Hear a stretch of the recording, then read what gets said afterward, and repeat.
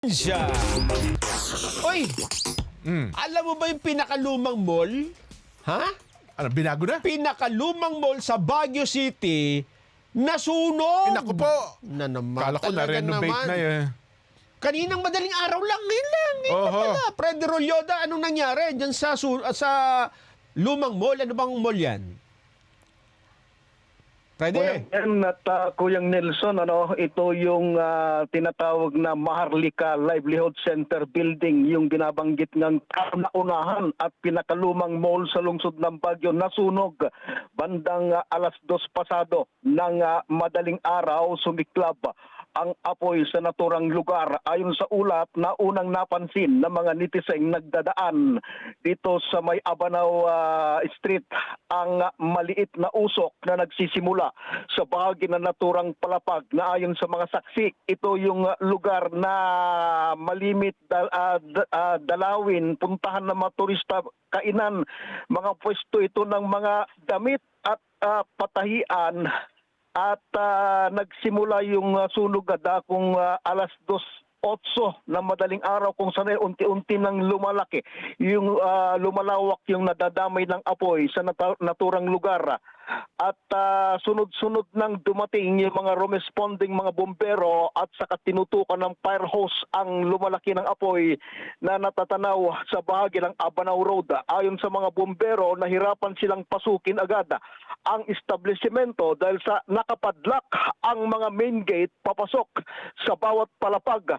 Kaya minabuti ng iba na basagin o hintaying mabasag yung salamin ng bintana para doon itutok yung hose ng tubig para tuloy-tuloy na yung pag-apula. Alam mo, Kuyang Jen at Kuyang Nelson, nakapwesto kasi dito sa naturang gusali, partikular sa una at ikalawang palapag, yung mga ukay-ukay at mga gadget tulad ng laptop at cellphone. Kaya pilit na sinisikap ng BFP na wag nang madamay pa ang mga palapag na ito dahil maraming mga negosyante ang maapektuhan kapag lumalala pa yung apoy. Marami kanina ay nagsisigawan at halos paiyak ng mga vendors na may mga pwesto diyan sa naturang lugar. Agad namang pumuesto sa paligid ang mga miyembro ng Baguio City Police Office para magbantay sa kapaligiran at magbigay assist doon sa mga dumarating pang mga miyembro ng pamatay sunog at ambulance rescue sa lugar. Sa ngayon ay medyo wala, usok na lang na maliit yung nakikita, ngunit sinisikap pa rin pantayan ito ng mga bombero yung lugar at para hindi na maulit pa o kaya ay magkaroon pa ng apoy.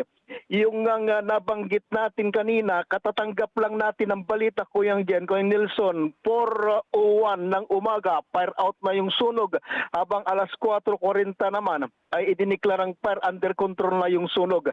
Gayunpaman, hindi pa rin sila umaalis dito sa lugar para nga bantayan yung naturang establishmento at matiyak na safe ang lugar na nakantabay anuman ang magiging kaganapan pa dito. Magbabalik tayo mamaya para sa iba pang kaganapan at makuha ang panig ng mga investigador kung ano ang sanhi at magkano ang naging damage ng naturang sunog sa lugar. Mula sa Baguio City, Fred Rolyoda para sa 100% balita. Ay, Mahal Freddy. ka. Oo. Freddy. Ay, Freddy. Oh, may nagbaba na ng telepono. Oo. Sayang. Tatanungin ko sana kung kumusta yung Banawi Rice Terraces dyan Sa Benguet. sa Beng. Tinupi na ata niya. Tiniklop Lilipat na. Binalik na. Binalik na sa Ipagaw. Ipagaw. Ayun. Oo. Ano sasabihin mo? Hindi kasi sa Maharlika na. Yan yung talagang dinadayo. Ay, Yung pinakaunang, luma. Oo, tama. pinakaunang ukay-ukay center sa Baguio. Di ba nung una tayo di ba nagsama tayo, pumunta tayong Baguio, no? Yes, yes. Yung unang, Unang panahon pa. Diyan ka makakabili ng mga yung gamit ng Amerikano, yung mga ganun ba? camouflage, Oo, mga oo. ganyan. Pati parachute. Ah, Makakabili ganun, ka dyan. parachute Yes. din yan? Oo, marami din hindi, dyan. maganda yung para pag magbabasketball ka. Oo, Parachute. shoot ka ng shoot.